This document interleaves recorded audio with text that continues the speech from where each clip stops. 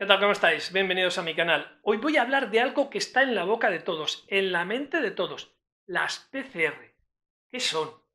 ¿Para qué sirven? Y sobre todo, ¿qué es esa misteriosa leyenda sobre los ciclos de la PCR? ¿Qué es el ciclo de una PCR y por qué están dando tanto que hablar? Si os quedáis conmigo vais a entenderlo perfectamente y además descubriréis algo muy curioso, la relación entre las PCR y el ajedrez.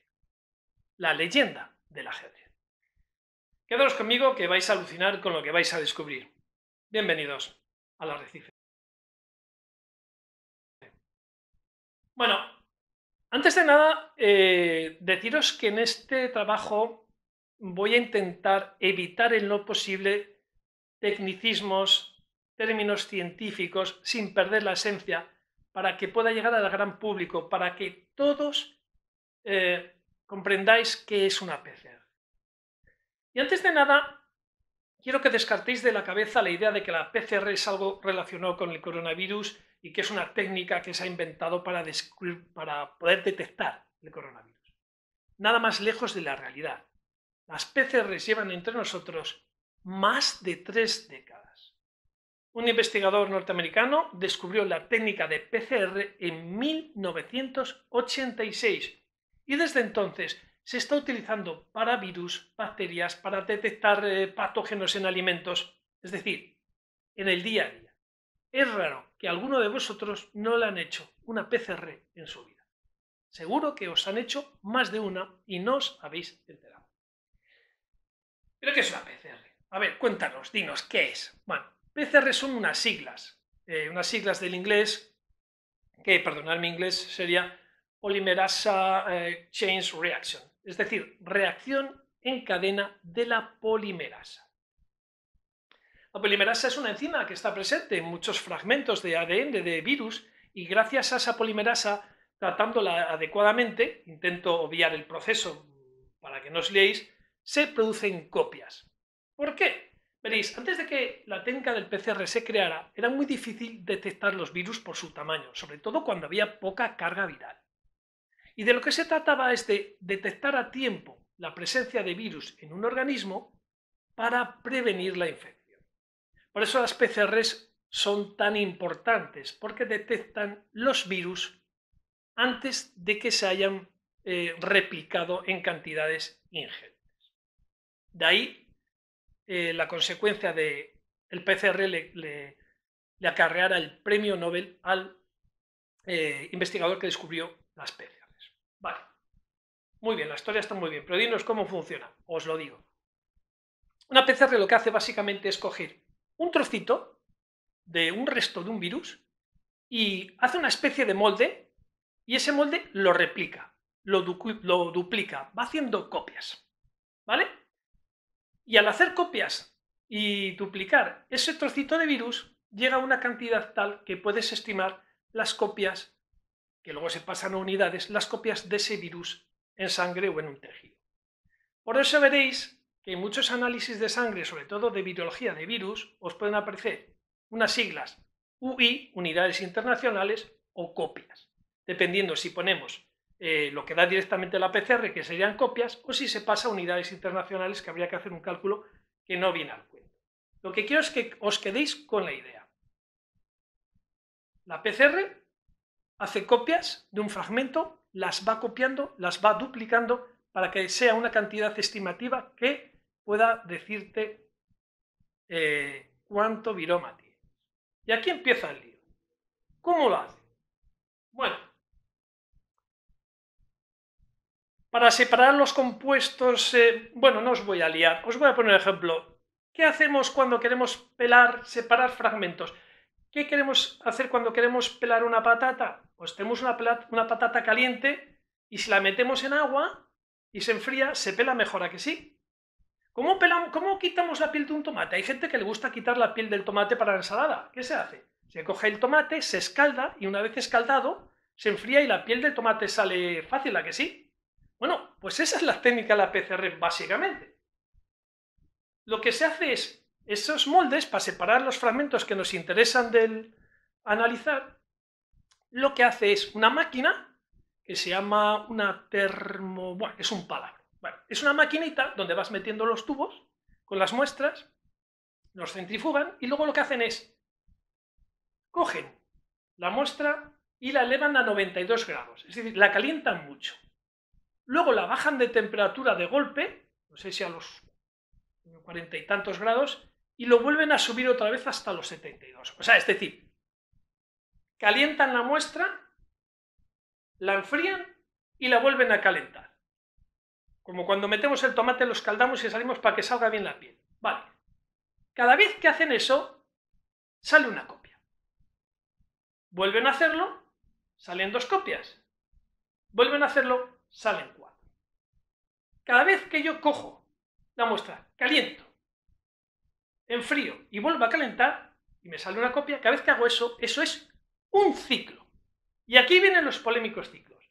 Un ciclo de PCR es calentar, enfriar y calentar y sale copia. Calentar, enfriar y sale copia. ¿Vale? Y aquí viene la polémica de los ciclos de la PCR y la historia del ajedrez. Normalmente los ciclos de una PCR oscilan entre 30 o 35, es la sensibilidad, o incluso 30 o 40. Si yo programo una PCR a 40 ciclos, no me va a dar la misma cantidad que a 30 ciclos. Y diréis, bueno, que suba, que haga el proceso de copio, enfrío, copio 30 veces o 40, parece que eso no va a tener mucha importancia en el resultado viral, ¿verdad? Va a dar, oye, unas poquitas más de copias en sangre. No, ojo, no cometáis el error que cometió aquel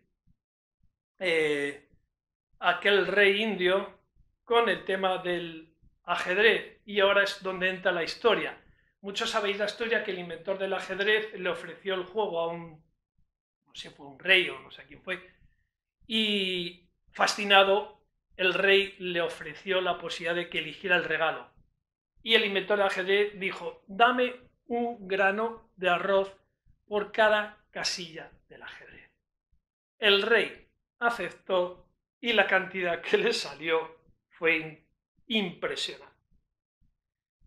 Eso son los ciclos de la PCR. No es lo mismo 30 que 40, yo os lo explico. Esto que veis aquí es una amplificación de PCR a 30 ciclos. Y esto es una amplificación de PCR a 40 ciclos. ¿Quién determina la amplificación? El operador. Tú puedes programar la máquina para que haga 30 ciclos, 32, 35 o 40. Depende de ti, la orden que te dé. Tú puedes amplificar la muestra a 30 ciclos o 40 ciclos. ¿Cuál es la diferencia? Pues fijaros, como el grano de arroz. Imaginaros que esto es una partícula de ADN. Esto es un ciclo. Me sale una muestra, una copia. Otro ciclo, 2 ciclos. 2, 4, 8, 16, 32, 64. Sigo doblando, más copias, otro ciclo. 128, 256, 512, 1024, 2048. Fíjate, llevamos 1, 2, 3, 4, 5, 6, 7, 8, 9, 10, 11, 12. En el ciclo 12 de la PCR, el fragmento de una sola parte ya está en 2048. Aquí serían 4.000 y pico, 8.000 y pico, 16.000 y pico. Cuando llega el número, al ciclo 30 de PCR, ya nos encontramos con 1.000 millones de copias. 1.000 millones de copias. Si lo paramos aquí, hemos obtenido de un fragmento 1.000 millones de copias. Pero si seguimos, y en vez de 30 ciclos, seguimos haciendo ciclos hasta 40, que es lo que nos da la máquina, hasta 40 ciclos, pasamos de 1.000 millones, 2.000 millones, 4.000 millones, 8.000, 16.000, 32.000, llegamos a una cantidad de 1 billón. Podéis coger la calculadora porque he hecho los cálculos a mano. Si da, creo que 1.076 millones, ya llegaría casi al billón en el ciclo 40. Fijaros, incluso aquí en 10 ciclos, sin ir más lejos, de 2 a 4.000 en 10 ciclos. Pero como es aritmético, va subiendo cada vez con más, una progresión aritmética. Claro, y ahí entra la polémica. ¿Quién decide los ciclos de una PCR y qué consecuencias tiene? Porque cargas virales, no una carga viral que sea muy leve o que sea contacto con un virus o que sea un contacto ocasional pero que no llegue a tener contagio o que sea asintomático, etcétera, puede ser considerado una infección grave dependiendo, una carga viral alta en función de los ciclos que le dé la PCR. Y ahí viene la polémica de los ciclos de la PCR, porque no sabemos realmente si se están amplificando a 30, 40, 35, 32, 38 ciclos de amplificación. Porque como habéis visto en el tablero de ajedrez, no es lo mismo que dupliques